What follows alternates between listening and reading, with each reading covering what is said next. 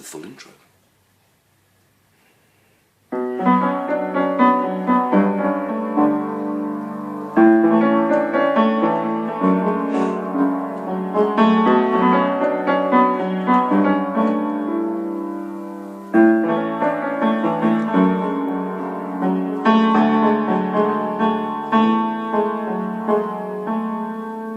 Now people often ask me, how do you know the lad? Are you someone that he worked with, or friends with mum and dad? It's neither of these things, I say. The tale too long to tell of a young boy growing older and me living through teenage hell. My darling wife Julie babysat for his mum, who's now profession doctor, right honourable your worshipfulness mum. Julie babysat and helped while Carys gained her qualifications, getting a job at the university and planning world domination. Some people call him Stefan, I call him lastminute.com, because he's never here on bloody time and the packing's never done. So when I came along, the lad, well, he was already 8, 4 years away from that angry young man that did nothing but procrastinate. From grammar school he stayed with us, his mum often away. I took him to places and entertained him, and occasionally led him astray. From WrestleMania to gladiators and following the borough away. It always involved sweaty young men, and I wondered if you were that way.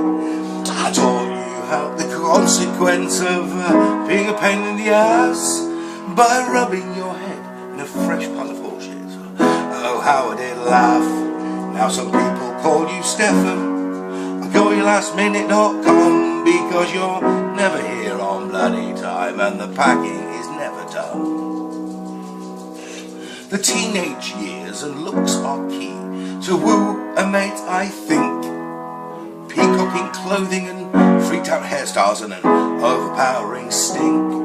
From skater boy to ghetto funky, fashion victim and label junkie, asking advice on your underwear didn't allay my fear that you'd take an interest in interior design, musical theatre and Oscar Wilde, and I'd be meeting your special friend Simon sometime soon.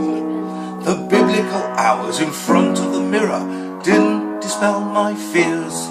The chats about undies, the dramas on clashing almost brought me to tears.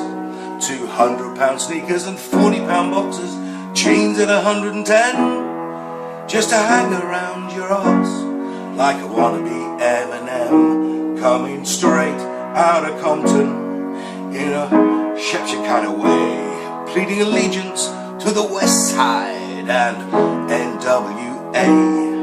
Then back in time for tea, so mother doesn't tell you off, quoting lines from Snoop Dogg in a way that was way too posh. For shizzle my snizzle, or dizzle my brizzle, oh for sure you would say.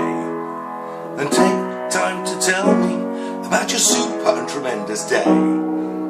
So I took you to a strip show at the local working men's, a 2-pint screamer you joined in the fun, especially when I paid her the tens. Now, nothing was dirty, it was all good clean fun. It just involved whipped cream, a hole in your Calvins and smiley on your bum. Now, some people call you Stefan, I call you lastminute.com, because you're never here on bloody time and the packing's never done. Then the gap year in Canada, at a school for the very well off. You catered for the whims of young boys for free board and lodge. Now I'm moving away from that joke, I fear it won't go down well, but you managed to get your CRB, so what the bloody hell. You had a full year of snowboarding, being rad and gnarly dude, pouncing around British Columbia in your bright skiing suit. Then I turn up for the millennium, a week of snow and fun.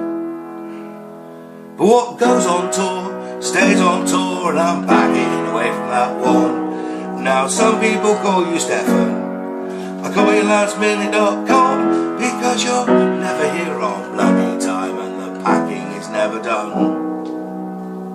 Then the tax dodging years at university, with an epic road trip at the end, from Shep down to Marseille and back in 7 days. Well, 2 lads in a Toyota, no map and a full tank of gas. Whatever could go wrong? I start to hear you ask, well, other than missing the ferry, having no clue but to head due south. Yes, you can guess who was driving, no direction she meant out. Now should we be seeing signs for Belgium? I questioned the lad at the wheel. He didn't know, I didn't know, and we carried on driving with zeal. Now there are many things I can't talk about for fear of ending a career. A small selection I'm happy to mention, and they can be found right here.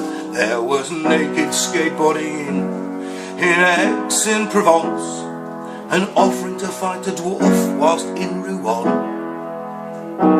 It was 3 in the morning and you were bouncing off his wall, but the way you offered to fight in French would have pleased your mum. Now some people call you Stefan, I call you lastminute.com, because you're never here on bloody time and the packing's never done. Then the army called and Stef was off, no way of holding him back. Travelling the world, learning new cultures, the crapping in a plastic bag. Local shooting at you when you're trying to help, living with the fears. It's not all beer and skittles when you're in the engineers. From Iraq to Afghanistan, he's got to see them all. He'll go where he is needed and where the duty calls. Ideally with a decent mess and hot and cold running lackeys. After all, we wouldn't want to be anywhere that was too tacky. Now some people call you Stefan, I call you lastminute.com, because you're never here on bloody time and the packing is never done. Since meeting up with Harry and Cupid hitting the mark, I can't stop myself thinking, Stef, you're a jammy bark. I don't see what she sees in him, all 6 foot odd and a bit, an officer and a gentleman. Don't give me that shit, but he's happy as a pig in clover. He goes everywhere with a bounce. So here's to Mr. and Mrs. name you can't pronounce. So as you all can see, I've seen a lot of the lad. I've seen him grow up into a man. I've had the talk about the birds and bees, and he seemed to understand. So let's all hope he doesn't let us down. Now some people call him Stefan, I call him lastminute.com, but at least he got here on time today. But the packing's still not done.